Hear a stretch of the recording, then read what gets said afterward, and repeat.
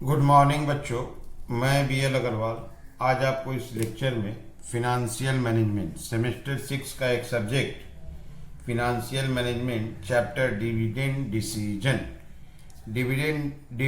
Decision chapter का introduction and different dividend policies formula के साथ समझाने का कोशिश करूँगा। उम्मीद करूँगा आपको ज़रूर से ज़रूर समझ में आएगा। ठीक है, यहाँ देखिए, some portion of net profit earn by a firm that is company is paid to its shareholders. कोई भी कंपनी अगर अर्निंग करता है, एक साल में नेट अर्निंग करता है, तो उस नेट अर्निंग का एक पोर्शन शेयर होल्डर को डिस्ट्रीब्यूट करता है। शेयर होल्डर मीन्स ओनर को देता है। That portion is called dividend, उसी को डिविडेंड बोला जाता है। While taking decisions regarding dividend, जब डिविडेंड का डिसीजन लिया जाता है तो द फिनेंशियल मैनेजमेंट, जो बिजनेस का फिनेंशियल मैनेजर होता है, the financial management of a company, the decision regarding dividend payments become relevant. Dividend payment का डिसीजन जो होगा काफी फिनेंशियल मैनेजमेंट में एक इंपॉर्टेंट पार्ट होता है। In fact the firm has to choose between distributing its net profit among the shareholders and plowing back of the net profit into the business. Management को ये डिसाइड करना पड़ता है कि प्रॉफिट को डिविडेंड के रूप में बांट दिया जाए या प्रॉफिट अनडिस्ट्रीब्यूट करके बिजनेस में वापस इन्वेस्ट कर दिया जाए, that is ploughing back of net profit into the business. Thus there remains an inverse relationship between retained earning of the company and its dividend.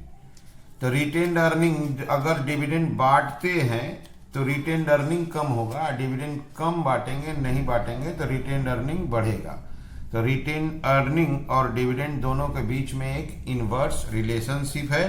तो ओवरऑल हम लोग बोल सकते हैं कि the term dividend refers to that portion of profits of a business enterprise which is distributed among the shareholders of the enterprise.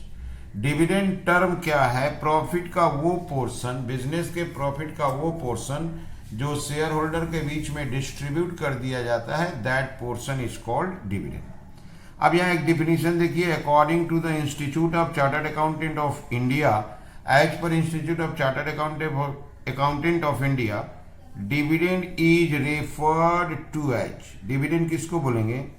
A distribution to share holders out of profit और reserves available for this purpose. Shareholders में profit से या पुराना reserve से share holder में पैसा distribute करना dividend कहलाता है। Hence dividend is a share of profit of the company divided among its share holder. इसलिए डिविडेंड को क्या बोलेंगे? प्रॉफिट ऑफ द कंपनी जो शेयर होल्डर के बीच में डिवाइड कर दिया जाता है, उसको डिविडेंड बोलते हैं। तो ओवरऑल समरी आया, dividend is that part of profit distributed among share holders is called dividend. और डिविडेंड देने से कंपनी का प्रॉफिट कमेगा, इससे कंपनी अपना फ्लोइंग बैक ऑफ प्रॉफिट कम कर पाएगा। तो फ्लोइंग बैक ऑफ प्रॉफिट और डिविडेंड दोनों में आपस में इनवर्स रिलेशनशिप है। ठीक है, अब आते हैं द टर्म डिविडेंड पॉलिसी के ऊपर। The decision regarding the dividend payment to the shareholders of a company is a crucial area of financial management. Hence a firm should frame an appropriate dividend policy that would maximise the wealth of its shareholders. तो dividend payment shareholder को, company के द्वारा dividend का payment shareholder को दिया जाए, ये financial management का एक काफी इंपॉर्टेंट एंड क्रूशियल बोल सकते हैं एरिया है, जहां ये डिसाइड करना पड़ता है कि प्रॉफिट का कितना पोर्शन शेयर होल्डर को डिविडेंड के रूप में दिया जाए। तो फर्म को चाहिए कि एक एप्रोप्रिएट डिविडेंड पॉलिसी अप्लाई करे। इस बात का ध्यान रखे कि जो शेयर होल्डर्स हैं उनका वेल्थ मैक्सिमाइजेशन हो सके, दैट इज मार्केट में शेयर का प्राइस बढ़ेगा, डिविडेंड देने से, ज्यादा देने से बढ़ेगा तो ज्यादा देंगे, कम देने से बढ़ेगा तो कम देंगे, इससे शेयर होल्डर का वेल्थ मैक्सिमाइजेशन होगा। ठीक है। एक डिफिनीशन है, देखिए, according to Weston and Brigham. Weston and Brigham financial manager थे, उनके हिसाब से एक डिफिनीशन है, dividend policy determines the division of earning between payment to share holders and retain earnings.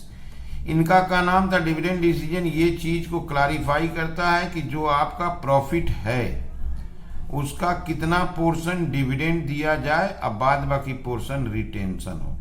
इसका मतलब हुआ डिविडेंड कितना पोर्शन पे आउट किया जाए, कितना रिटेंड किया जाए, उसके बीच का एक रिलेशन ही डिविडेंड पॉलिसी होता है। Thus, the term dividend policy refers to the policy concerned with the distribution of a portion of profit among shareholders of the business of the firm।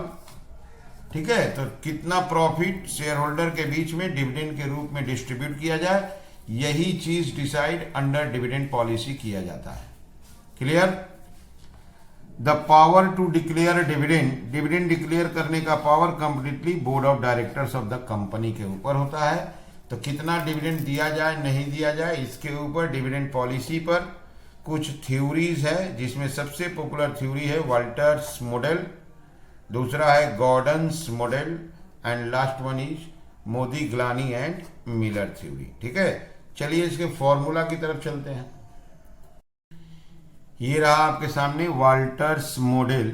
As per Walter's model the formula is P equal to D plus R by k e into bracket में है E minus D divided by k e, where answer जो आएगा price of equity share. तो ऐसा dividend policy finalise करना होगा जिससे price of share maximum आए, that is maximisation of wealth policy. यहाँ डी है डिविडेंड पर शेयर, ई जो है आपका अर्निंग पर शेयर, आर है rate of return on investment, इसी को IRR भी बोलते हैं, internal rate of return on investment.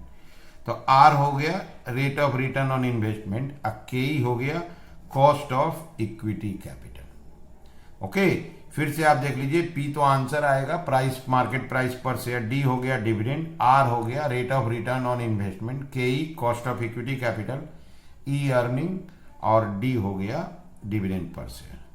Generally question में अर्निंग दिया रहता है, आर और के ई दिया रहता है। अर्निंग, जितना अर्निंग हुआ तो बता देगा कि इतना परसेंट पे आउट रेशियो है, तो से earning into payout ratio dividend हो जाएगा।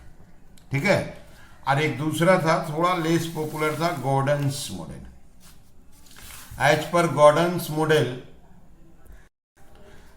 P equal to D divided by k e minus g, तो P तो वही हुआ प्राइस ऑफ इक्विटी शेयर, यही आंसर आएगा। D हो गया dividend per share, k E cost of equity capital, और G हुआ ग्रोथ रेट। ग्रोथ रेट में देखिए rate of return on investment that is R, और रिटेंशन रेशियो,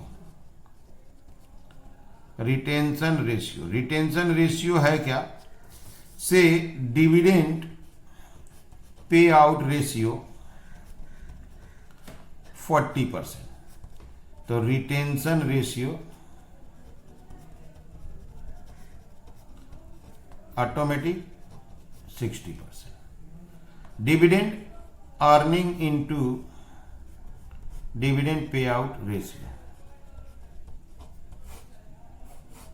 डिविडेंड कैसे होगा, earning per share into dividend payout ratio. Okay, और एक formula है आपका Modigliani and Miller's model, P0 equal to D plus P1 divided by 1 plus के।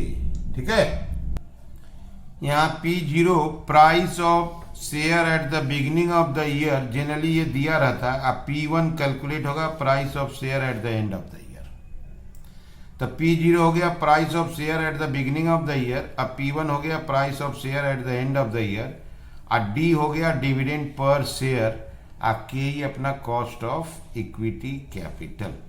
तो ये हो गया आपका मोदी-ग्लानी एंड मिलर्स मॉडल। तो ऐसे करके हम लोग को जब प्रॉब्लम सोल्व करना होगा, बेसी भाग प्रॉब्लम वाल्टर्स मॉडल का होता है, तो तो वाल्टर्स मॉडल का आपको फॉर्मूला याद रखना होगा, P equal to D plus R by k e, bracket में E minus D divided by k e. P तो आंसर आएगा price of the share, D हो गया डिविडेंड पर शेयर, E हो गया अर्निंग पर शेयर, R हो गया rate of return on investment, K ई हो गया कॉस्ट ऑफ इक्विटी। अगर गॉर्डन मॉडल आता है तो P बराबर D divided by k e minus ji, D तो वही हो गया dividend per share, dividend per share निकल जाएगा, डिविडेंड अर्निंग दिया रहेगा, पे आउट रेशियो दिया रहेगा, उससे डिविडेंड निकाल लेंगे। के ई हो गया कॉस्ट ऑफ इक्विटी, मेन होता है इसमें growth rate.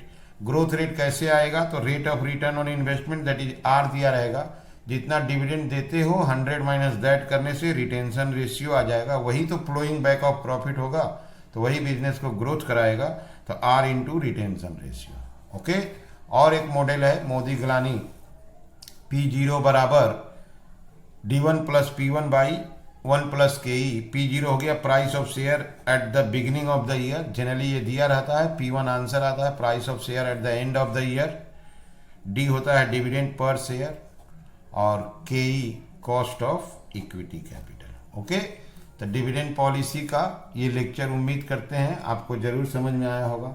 Okay, thank you, bye.